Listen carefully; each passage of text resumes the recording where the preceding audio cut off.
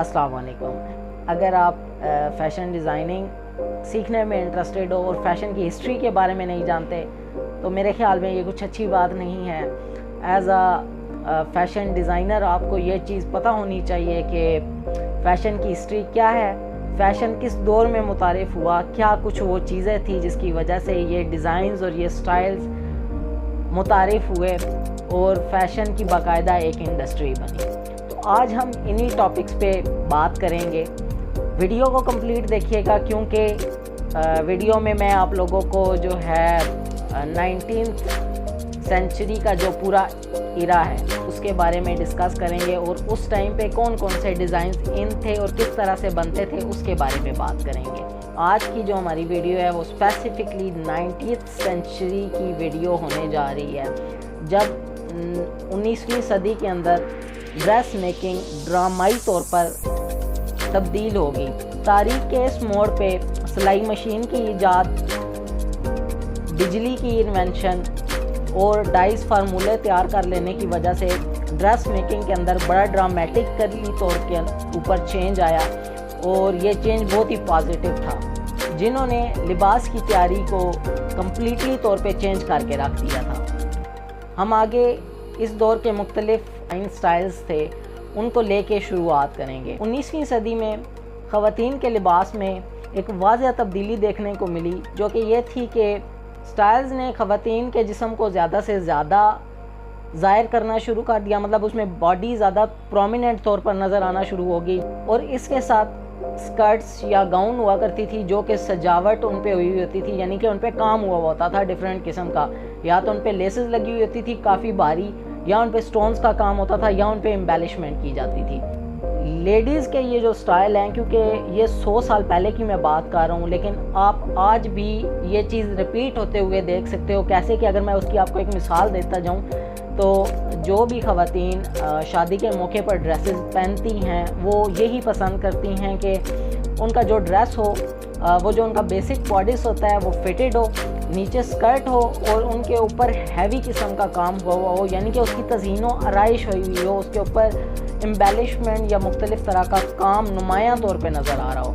तो यही चीज़ 19वीं सदी में भी हो रही थी और आज के दौर में भी आप इस चीज़ को वाज़ह तौर पे देख सकते हो कि ये चीज़ रिपीट चल रही है। अब हम बात करते हैं मर्दों के हवाले से।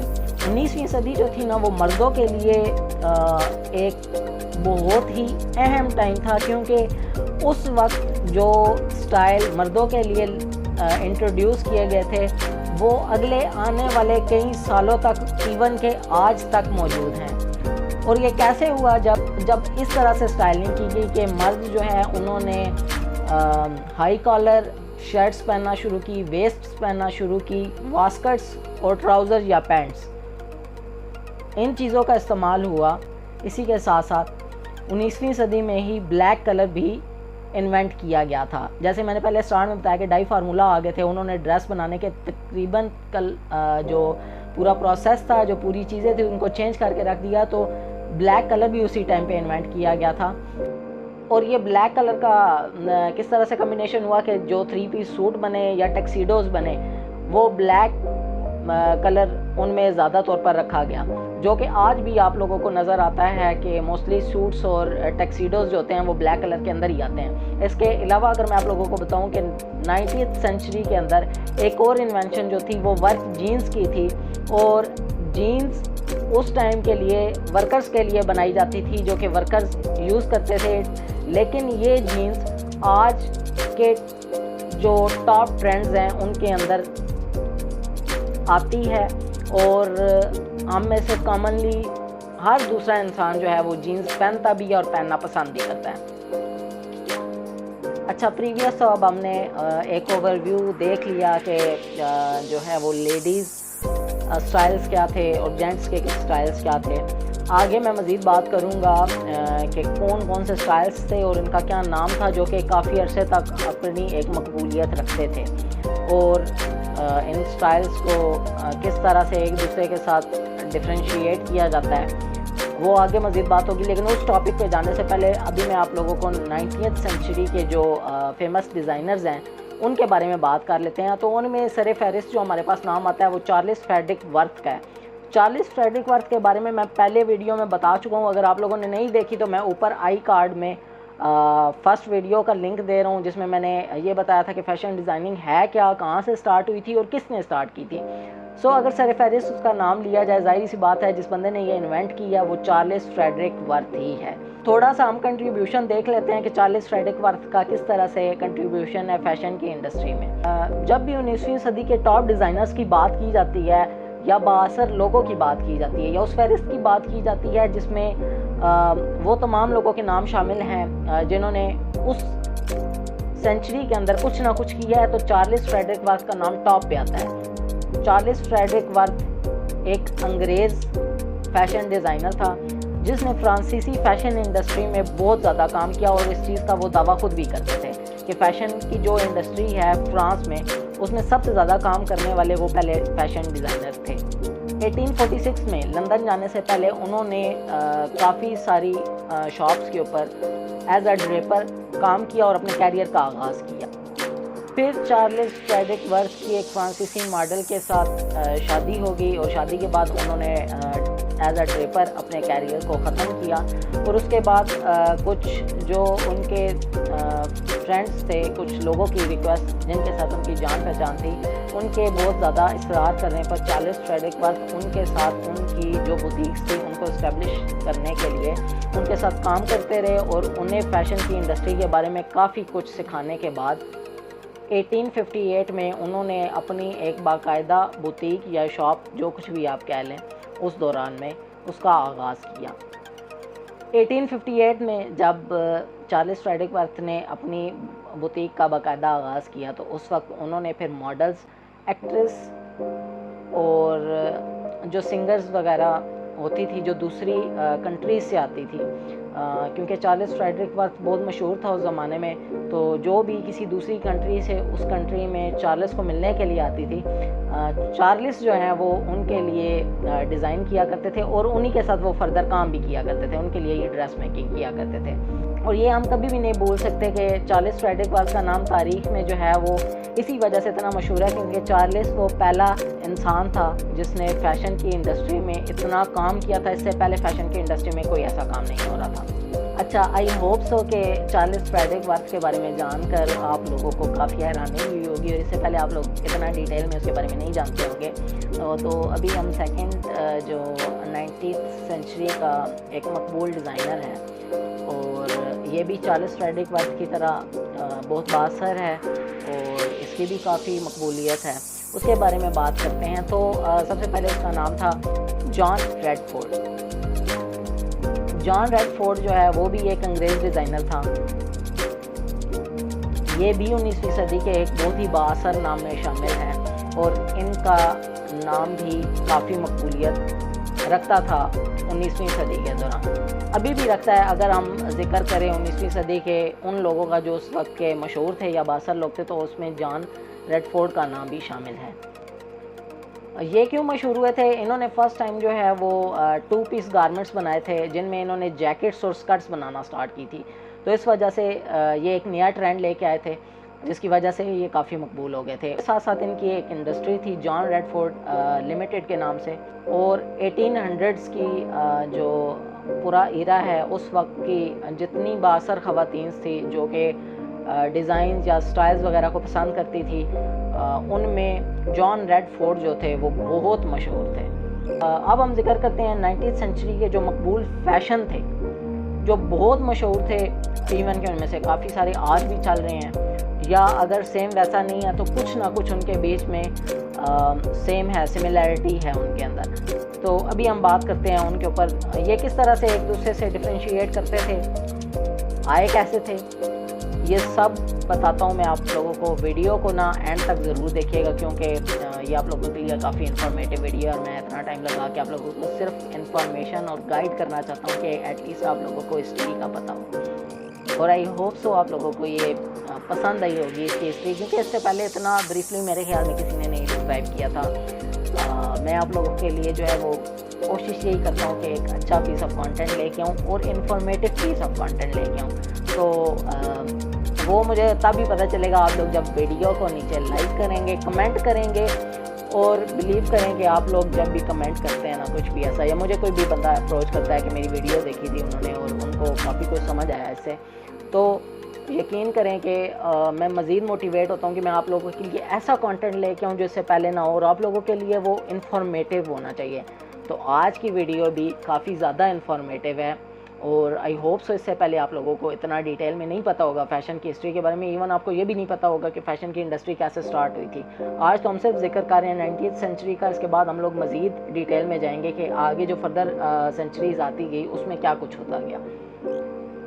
अब हम बात करने जा रहे हैं कि कैसे जो डिफरेंट फैशन के इन्फ्लुएंस थे वो 19th सेंचुरी में रहे, किन चीज़ों से इंस्पायर हो के ये जो इन्फ्लुएंस थे ये इतने मशहूर हुए।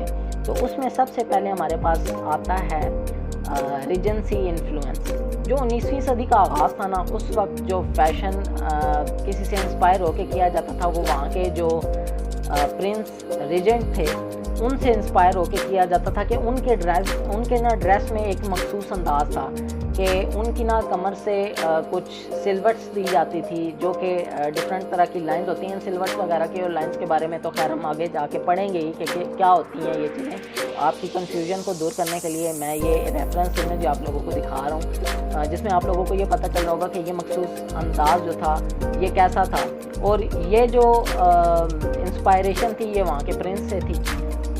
ये जो मखसूस अंदाज़ था ना ये 200 साल बाद भी पहना जा रहा है।